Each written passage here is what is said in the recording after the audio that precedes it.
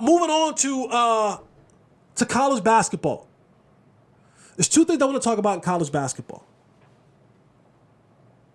One, I don't know if there's been a moment in time when we've been able to say this. But right now, in the year of 2024, women's college basketball has more name-worthy stars, and I believe attract more attention right now than the men.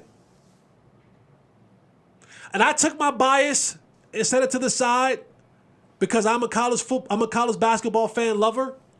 Of course, my go heel, so I can name every Tar Heel. I can name a bunch of guys in the ACC. I know that I can name teams, right? I can name, Houston's really good, and Baylor's good, and Texas is good, and Creighton is good, and UConn is good. I can name teams. Can't name players. I cannot name players. In the men's college basketball right now, there aren't any Ja Morants.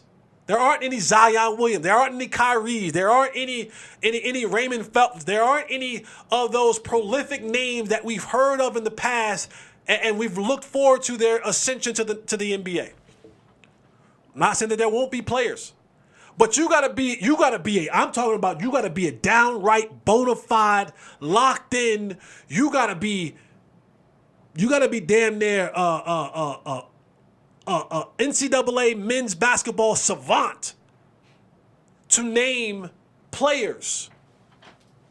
And let's be honest, in college basketball, yeah, you have your universities and you have your program that you root for, but it's always a player-driven thing. It's where the ratings come from. When Zion was at Duke, I swear to God, Duke was on TV every other day. Every game Duke was on TV. Every single game. And now they get their occasional Carolina games and but it's no noteworthy. But you look at women's college basketball, woo! The notable names are there. Of course, Caitlin Clark, USC, Juju Watkins. The whole South Carolina women's basketball team, and it's been that way for a couple years. You think about Paige Beckers at UConn. You think about Angel Reese and company, the Bayou Barbie. And there's players all Indiana and Utah. I mean, there's notable players all across women's college basketball that we're talking about that have brought more eyes and viewership. I sit down and I look forward to some of these games.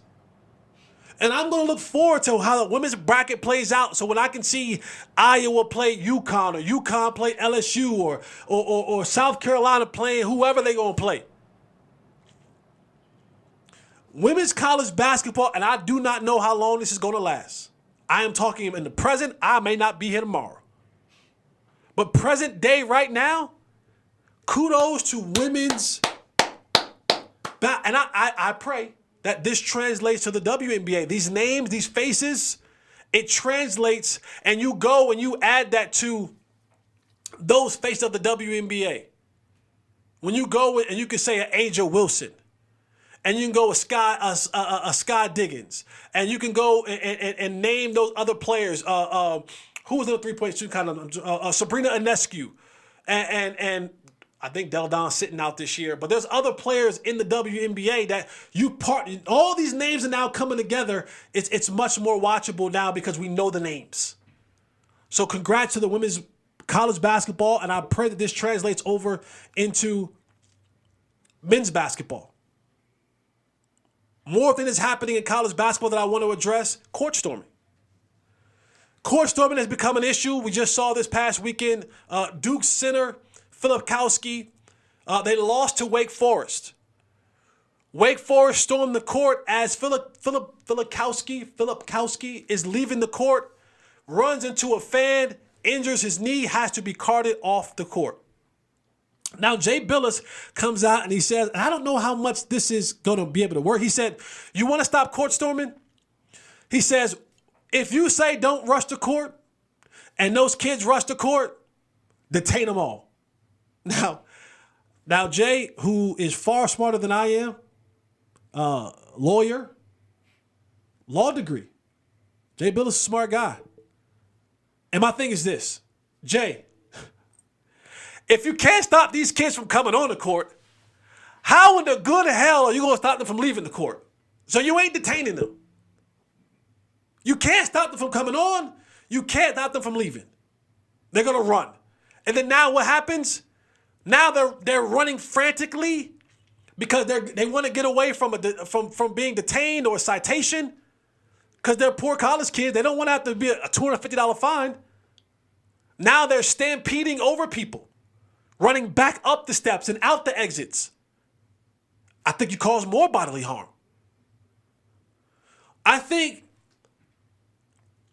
there are some that have sanctions. Maybe that, like, if, the ACC is the only league that doesn't have a sanction for basketball, but others have 25,000. My thing is this: if you are a ranked opponent, especially a highly ranked opponent, if you're Duke, North Carolina, if you're UConn, if you're one of those type of opponents, and you're facing an opponent on the road, and there may be potential of you winning this game, even if not, if you're one of those opponents, if you're a top 10, top 15 opponent and you're going on the road, those road teams should be mandatory. Not those yellow and green shirts that Grant, you know what's called? They got the meme with a guy, he's working security, and he's like this. He's like patting down, he's like looking away. Not those guys.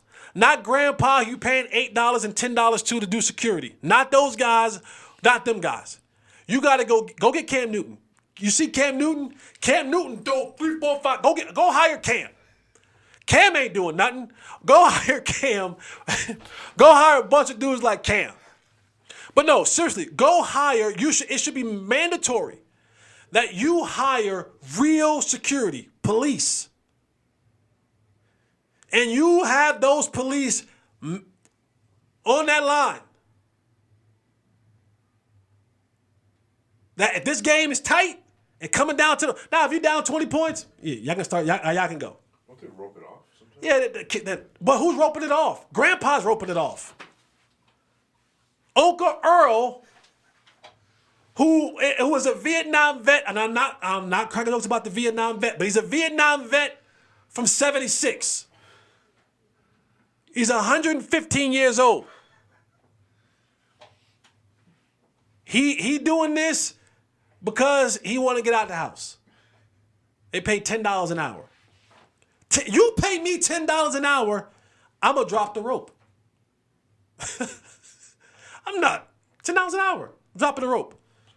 So the answer to that is hire more security. Hire more security. That's my answer to that. And